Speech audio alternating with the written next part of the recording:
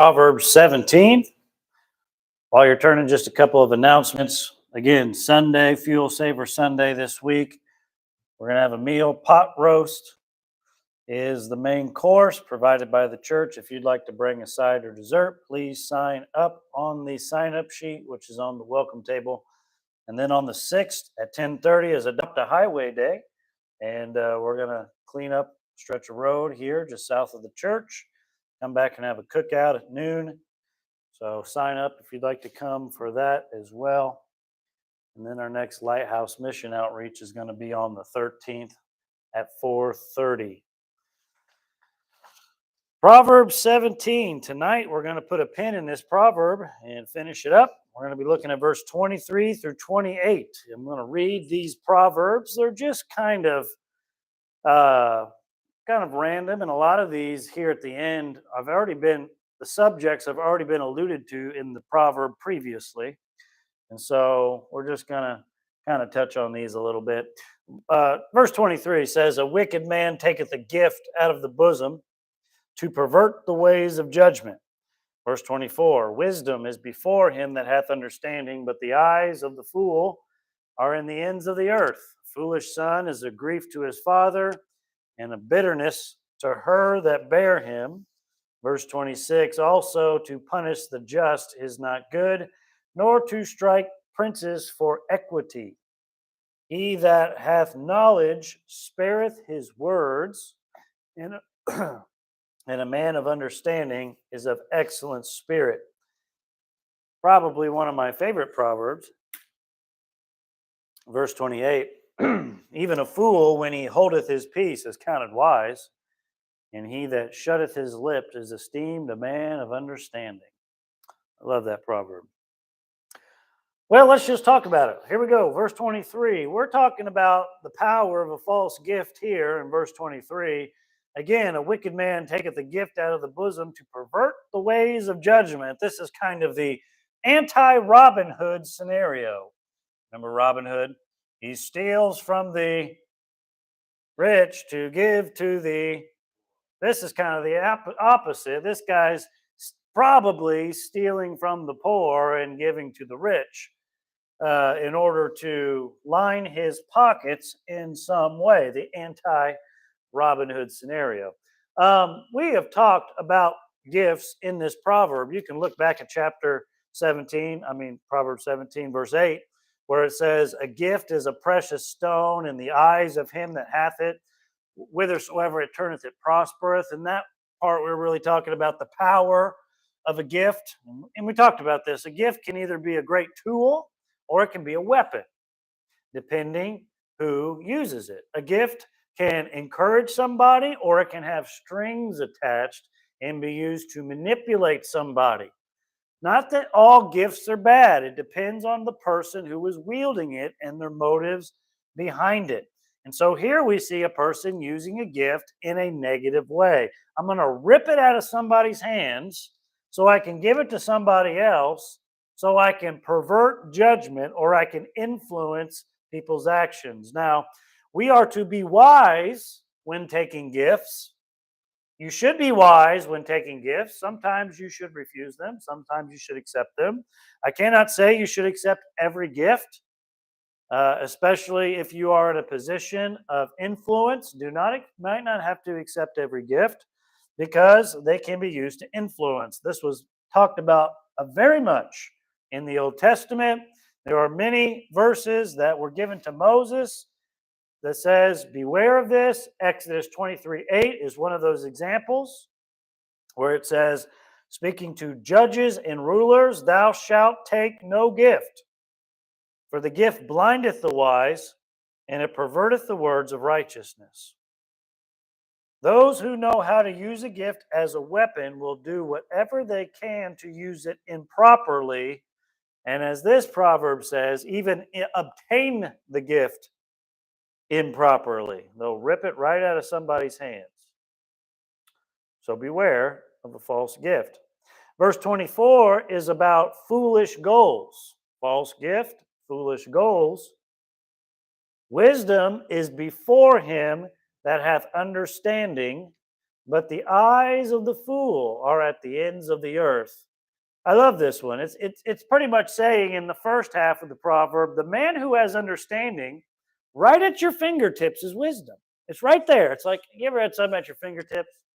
You ever had something where you had to stretch to reach for? Those are probably the worst moments in my life. Stretching to reach for something, you're holding something up here, and I'm trying to grab a tool, and I'm doing everything I can to reach it. Sometimes that's how we feel with wisdom. But notice this: if you have knowledge, you can have understanding. And if you have understanding, wisdom is right there at your fingertips. I love it. If you have knowledge about prayer and you understand prayer, the wisdom of prayer is right there at your fingertips. Think about that. If you understand the power of the Bible and you know that and you understand it, it's right there at your fingertips to be able to wield it. There's so many things in the Bible that are applicable and that should encourage us to reach a little farther. But the fool has, to an extent, the same opportunity as the man of understanding. He has the chance to understand, he has the chance to know. But as you can see here in verse 24, his eyes are in the wrong place. They're at the ends of the earth. The fool has a problem with focus. He focuses on the wrong things. One of the biggest problems with a fool. He focuses on things that are wrong, the temporal things, things that don't really matter, things that are not practical, things that are not helpful. The fool's problem is focus. We should all contemplate what we focus our time and our energy on. What are we doing with our moments? I like what Solomon said in Ecclesiastes chapter 2. I'll quote it to you, verse 14. He says, "The wise man's eyes are in his head, but the fool walketh in darkness." And I love that picture. What does that mean? The wise man's eyes are in his head. He sees exactly where he is. He can decipher what is in front of him. He can look and observe and grow from that. He is very observant. He can decipher what's in front of him. But the fool, his eyes may be physically in his head, but he is walking in darkness. You can put a fool and a wise man right next to each other, and they see the same thing, but one of them sees and the outcomes are greatly different from what they see. I've been reading Sherlock Holmes lately, Sir Arthur Conan Doyle. Oh, fabulous, fabulous literature. Love it. And Sherlock and Watson have a wonderful relationship, almost a father-son relationship in a way, as Watson is brought up in the ways of Sherlock's forms of being a detective. And he says, many people see things, but not very many people observe. And one of the things that he says, Watson, how many steps takes from walking outside on Baker Street all the way to come up inside of the apartment? He's like, you may walk the steps, but you don't observe how many are there. And there's so many things that Sherlock says in that manner to try to goad him to be more observant about things. And Sherlock has an uncanny ability to be able to look at anybody and kind of tell you who they were, what sort of occupation they have, what sort of history they have, because he's observant. He has wisdom. His eyes are in his head, and that's the whole point of him. And how nobody else, not even the great detectives down there at Scotland Yard, have eyes in their head like Sherlock Holmes does. We ought have eyes in our head.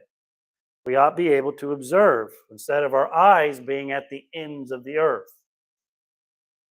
David said in a prayer in the famous Psalm 119:37, "Turn away my eyes from beholding vanity and quicken thou me in thy way." He pretty much says, help me to look at the right things and to do the right things. Wise man has understanding right at his fingertips. The fool has the same opportunities, but he is focused elsewhere. Verse 25, to continue on with the thought of the foolish man, here we see familial grief And a foolish son is a grief to his father, and bitterness to her that bare him. He causes his father grief, and he causes his mother bitterness. And the word bitterness means to sorrowfully grieve, and the word grief means vexation. Now, last week we looked at verse 21, and this was a very similar idea that we saw there, where it says, He that begetteth a fool doeth it to his sorrow, and the father of a fool hath no joy. And so, again, the point is shored up that foolishness not only hurts the fool, but foolishness hurts those that love the fool. And every fool has somebody that loves him, somebody that cares for him. That may be a very select group. It may be just his family, but foolishness hurts the fool and those that love him. Verse 26, we see fatal guilt. It says also, to punish the just is not good, nor to strike princes for equity. Notice the key word here, which is the word also. What does the word also do for us in the interpretation of this proverb? Well, also is a connecting word. It is a transitional word, but it's also a connecting word. And what does it connect us to? It connects us to the previous verse. What truths from the previous verse roll over also into verse 26? Well, it is the idea of grief and bitterness being caused.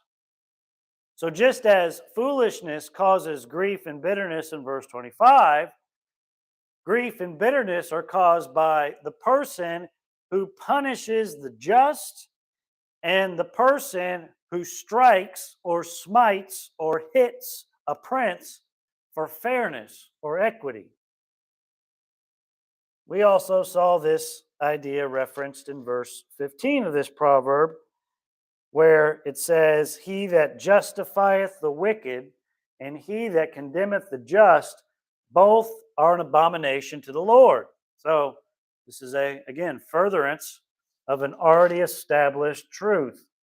So we cannot and we should be wary of punishing those that do right and even striking those that do right.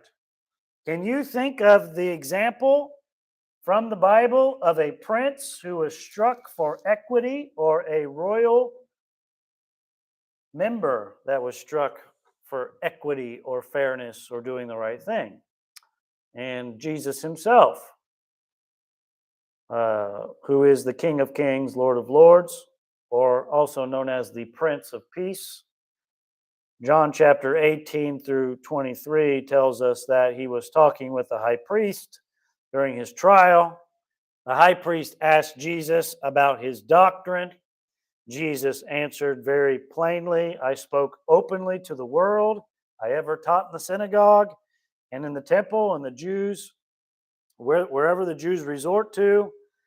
In the secrets I've hid nothing. Why do you ask me these things? And for saying that, an officer struck Jesus with the palm in his hand, saying, Answer thou the high priest so. And Jesus answered in reply, If I have spoken evil, bear witness of the evil. But if well, why smitest thou me? So, verse 26, God has a big problem with this sort of injustice. Verse 27, He that hath knowledge spareth his words, and a man of understanding is an excellent spirit. Here we have the fruitful growth that can take place. Again, here we see, and even in the next verse, this pyramid of spiritual knowledge, understanding, and wisdom. Knowledge means to know. Understanding means to understand or to mentally separate what you know. And wisdom is to act upon that which you know. The question rises, what grows out of knowledge according to verse 27? What grows from knowledge in verse 27. And the answer of that, he that hath knowledge spareth his words. The second question from the second half, what grows from understanding? What ought to grow? And the answer to that is an excellent or a valuable or a precious spirit. A couple things about this. What does it mean to be sparing words? It means to restrain, it means to refrain. The person that has knowledge will spare his words. Sparing your words doesn't mean no speech at all. Sparing your words means calculated speech. It means pointed speech. Sometimes you can use a lot of words but not really say anything. Go to a political rally, a lot of words come in there, but nothing is really being said. Sometimes there are people who can say very few sentences, yet get great thoughts across with those few sentences. So a person that has knowledge is able to spare words. It doesn't mean they don't speak at all. It means they are calculated in their speaking. They know how to get it across in a way that makes sense. Knowledge leads to sparing of words. And then secondly, to build upon that, Proverbs 10:19 says, in the multitude of words there wanteth not sin, but he that refraineth his lips is wise. There is also the aspect of withholding speech from time to time, knowing when to speak and knowing when to be quiet, which we'll talk about in the next proverb. This idea of an excellent spirit, I like this a lot. We also must realize that when you have knowledge, it breeds sparing of words. When you have understanding, it breeds an excellent spirit. Now, turn back to Proverbs chapter 3 for a moment, because I'd like to show you another place where this word excellent is used. Proverbs chapter 3.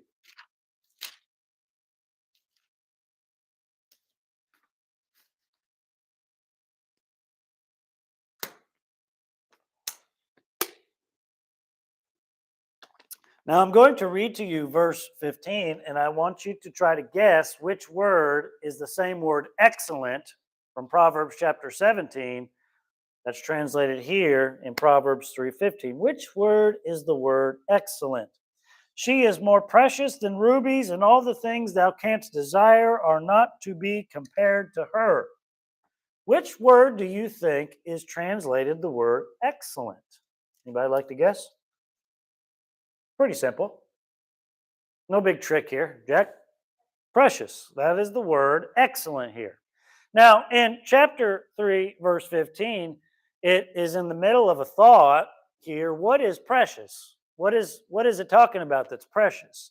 You have to go back a couple of verses to see what is the thing that it's referring to that is precious. And the answer is in verse 13. Happy is the man that findeth what? Finds wisdom. And that man that finds wisdom, it says, is the man that getteth understanding, for the merchandise of it is better than the merchandise of silver, the gain thereof of fine gold. She, wisdom, is more precious than rubies. So this idea of understanding it just translates right back into wisdom in this thing. When you have knowledge, you can have understanding, and when you have understanding, you can have wisdom. It's right at your fingertips. The person that has understanding, they are going to have a precious spirit. And that word, precious, excellent, means is often connected with wisdom. So it's pretty much saying your spirit will be wise. It's at your fingertips again, because you understand. These things build upon each other. We come here to verse 28, and we look at the last one, which is probably one of my favorites. I like it a lot. It says, even a fool, when he holdeth his peace, is counted wise, and he that shutteth his lips is esteemed a man of understanding. Why do I like this proverb so much? Well, it's because it's kind of simple and it's kind of easy proof of wisdom. And it's so simple, he says, even a fool can do it. And I can relate to that.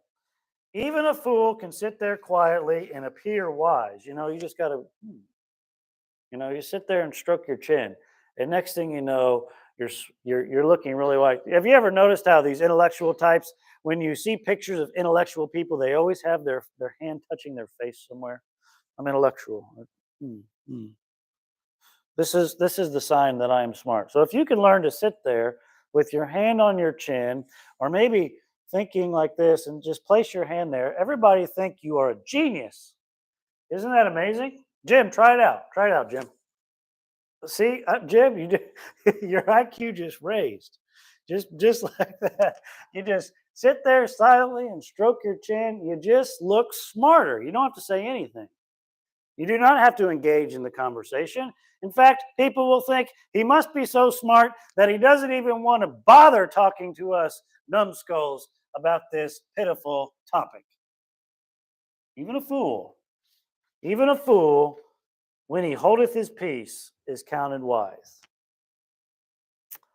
We live in a world of chatter.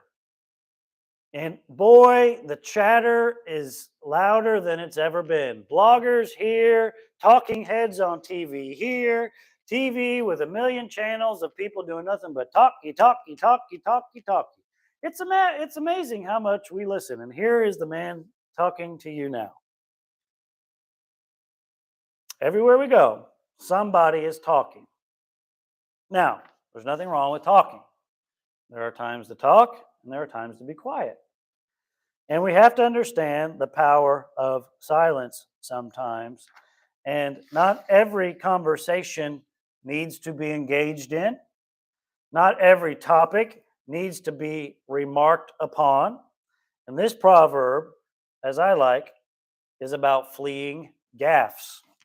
And we make a lot of gaffes sometimes. You ever heard that word gaff? Yeah, we hear it a lot, especially connected with our current president. With a lot of gaffes, things that come out of your mouth that don't make sense, etc., etc. I'm not one to make fun of the gaffes because I stand up here and I do gaffes all the time.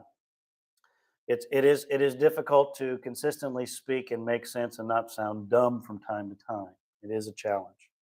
But even a fool, when he holdeth his peace, is counted wise. And he that shutteth his lips is esteemed a man of understanding. I think we all need to be reminded consistently that sometimes it's better to be quiet and to listen than to speak. James 1:19. Wherefore, my beloved brethren, let every man be swift to hear, slow to speak, and slow to wrath. The wise man once said, you've been given 2 ears and 1 mouth. There's a reason why you don't have 2 mouths and 1 ear. Maybe we should listen more than we speak. Yes, student. Yes, sir. You may be talking, all these other people are talking, but what you say makes sense. A lot of theirs does not work with it. Well, bless you, because I don't think it makes sense half the time. If it makes sense to you, it's a miracle. It's a miracle. I find that the more you speak God's word, the more it does make sense. And the more you anchor your conversation to biblical conversations, more good can be given. I think we need to be reminded, again, in Proverbs 18:21, death and life are in the power of the tongue, and they that love it shall eat the fruit thereof. I think sometimes we ought to refrain from our opinions when they hurt rather than help. Sometimes we ought refrain from our opinions. Now, there's a difference between refraining from my opinion on a secular issue and refraining from the truth on a spiritual issue. There's a difference there. Sometimes we should never refrain from the truth on spiritual issues. But sometimes we need to gauge and judge our opinions on secular issues on whether those are appropriate or helpful. So be careful. There's nothing like silence sometimes. Sometimes we think silence is awkward, and I don't think that way. Sometimes I've been around a couple people. I've got a couple people that I really love and cherish and enjoy, good friends of mine. They are uncomfortable when it's silent. You must be talking. You have to talk, okay? If there's silence, then I am uncomfortable. So let's ask random questions until we get to where we're going so we don't have to be sitting in silence anymore. It's okay for silence. You don't have to talk all the time. It's a good thing. In fact, let's take a couple minutes of it.